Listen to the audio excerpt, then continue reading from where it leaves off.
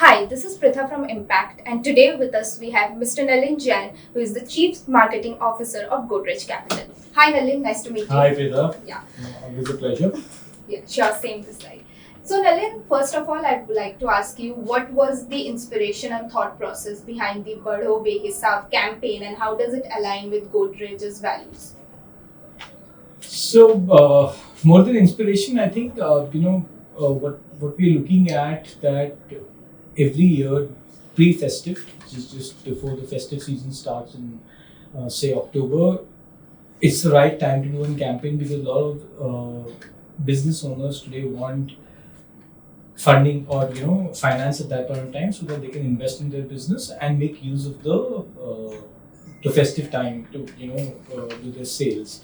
That's the ethos that we start with, and then we go back to the inspiration as you asked the question. I think it comes back to the point that our customers or anybody today, we ask what do you want to do during the phase. The idea is that we want to grow. There's nobody else who comes back and says I don't want to grow or I don't have to grow, and we added the word limitless to it, and then it became Bado Be Hisab was the literal translation of that, if I may say, and in Hindi, of course. And that's how we came to it. That it has to be limitless growth. That we help you, we enable you actually more than help you to grow limitless, and that's how Bado Be Hisab came into the. So how is this campaign Badho Be Hisab doing in terms of customer engagement and helping MSMEs in this festive season? So two parts to it. How's the campaign doing? Our metrics or the objectives on the campaign, we are doing extremely well. There is I would say that we've been very, very successful with reaching out to the audience that we set out to reach at that point in time. And we're doing fairly well on that.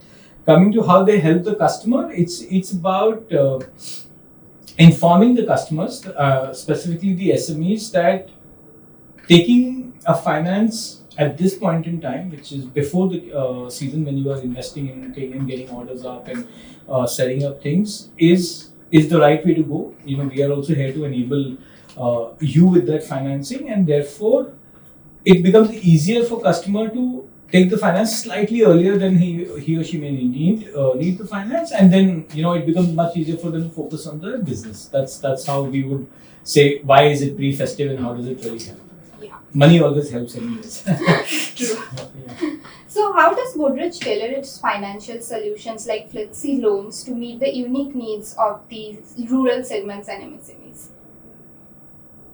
So there are two, again, the question I would like to answer in two parts.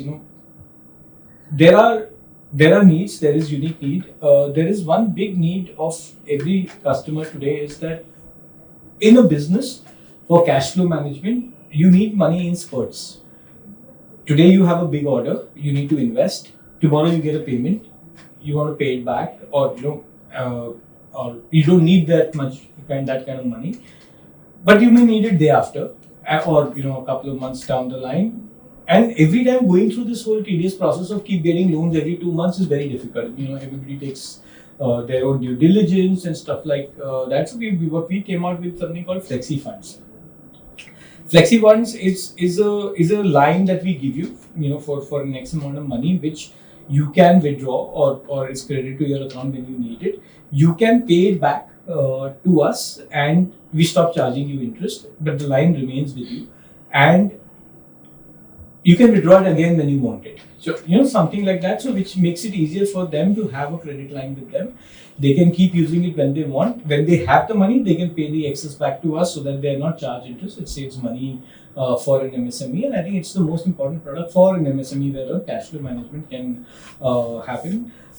Really. The second part of your question on rural MSME, I think in rural MSME today we need a little bit more of financial literacy, going through that such products exist, and that is what we are trying to envisage when we go down to the rural markets. Or I wouldn't say that we are right there already in rural markets, but just like a couple of steps behind. Also, we are trying to just tell people that these kind of products exist, and we are offering them, and these will help you save money, do better cash flows, and in turn, turn your business more profitable. So that's how we work.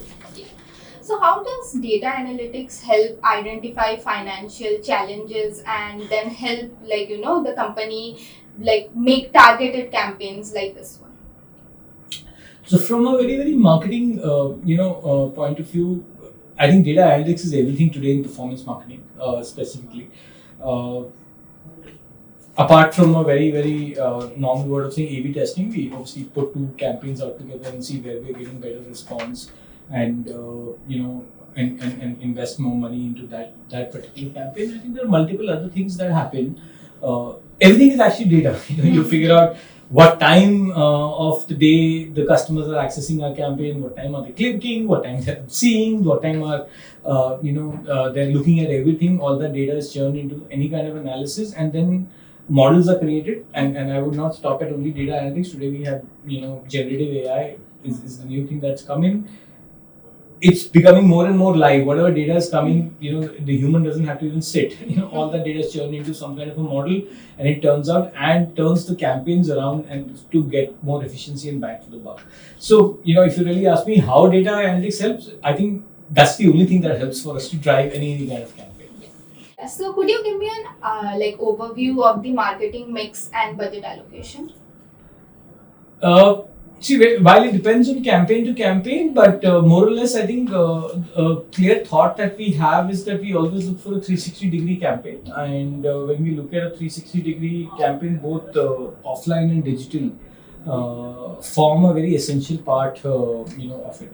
Now, depending on where and which kind of market we are reaching out and what is the customer segment, we balance it out. But specifically speaking about Bado Be Hisab, it's 50-50.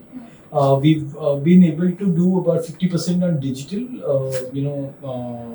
digital side of the business, which is your regular stuff, whatever you want to look at it from a digital marketing point of view. And the second is that we also are true believers of offline marketing. And this time with Bado Be Hisab, we've I think gone in about 25-30 cities with about 5,000 cabs being branded with our campaign, so that we can try that out. That's our offline market. So I always try and maintain 50-50 is my preference, unless otherwise the audience is changing very dramatically. I would not change the mix. Yeah. So there are also reports that Godrej Capital is foraying into the affordable housing market. So how would you position yourself in a market where there are already established players present? Honestly, 4 years back when we started, there was enough in the space we are in today also, and we came in and established ourselves pretty well. I think we today 15,000 AUM crores. We would be one of the faster growing NBFCs, or HFCs for that matter. If you really look at us from that point of view, similar story there. Yes, we will and we are working on getting into the affordable housing space. I can't spill out the strategy in an interview here, but yeah, we're working on a strategy in which is internal to the organization, really, in how we will enter the market. You should from a timeline perspective, anywhere starting or maybe a little bit earlier than the next financial year is where we should be able to enter the affordable segment. Why do we think we will be successful? I think one, we've seen this in the past. So there's data that suggests that being the 40th or the 50th player in the NBFC space, we've been able to make some space for ourselves. There is enough headroom to grow. The market is large. Affordable housing is even larger market, and it goes down to further expansion away from the metros. Plus, honestly, we as Godrej command a lot of brand respect in the market, and I think that gives an inherent advantage for us to enter a space like this always. Yeah. I'm sure you use some Godrej products. Yeah, obviously. Yeah. Yeah. So, demographically speaking, which are the growth drivers for Godrej Capital in India?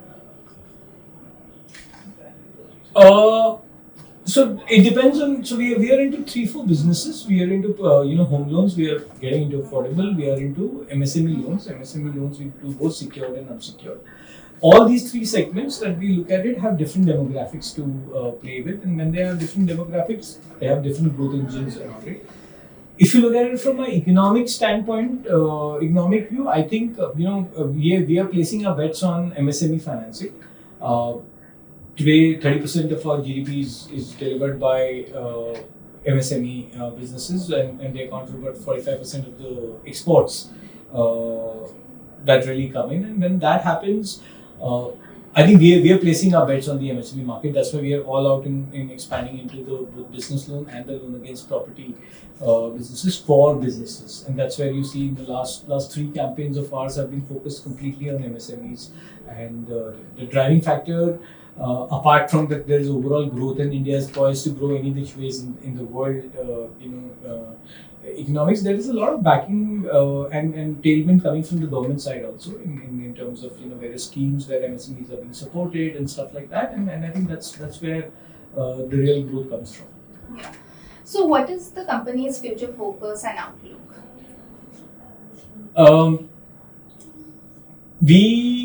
I think if you really ask me a statement, I would say that we want to be a preferred lending for MSME in India. That's the objective that we are going to drive with. Our focus in the long term is about maybe next year we want to reach 25,000 crores of AUM. If we are able to reach this year's target, and in about 3 to 4 years about 50,000 crores of AUM. That's where we're looking at the future growth for us. We will continue to expand into segments which make sense, which are more spread out, which makes where there is really headroom to grow in credit. For example, MSME is one such thing that we are already into it, and we continue to push for it. We are pushing more secured now than unsecured though, but yeah, actually it's both at par. And we're getting into affordable spreads across both the SME side and the non-SME side, which is the salary segment. Around these things. So that's what the future plan is. What we're going to do launch next year or future after that remains to be seen, but currently these are the numbers that we're looking to grow. What are some of the upcoming interesting campaigns that we need to look out for? I'm not sure that I can spill the beans here, but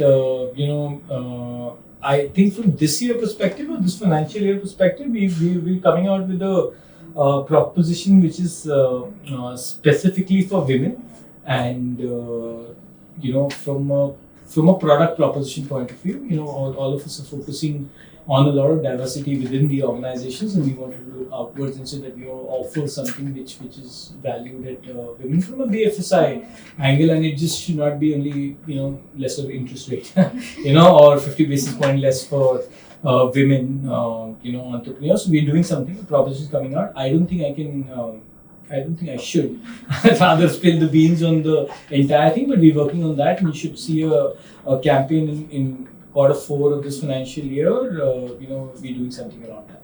Yeah. Thank you so much, Nalin. Thank you for your time. It's a pleasure. Always a pleasure. Thanks.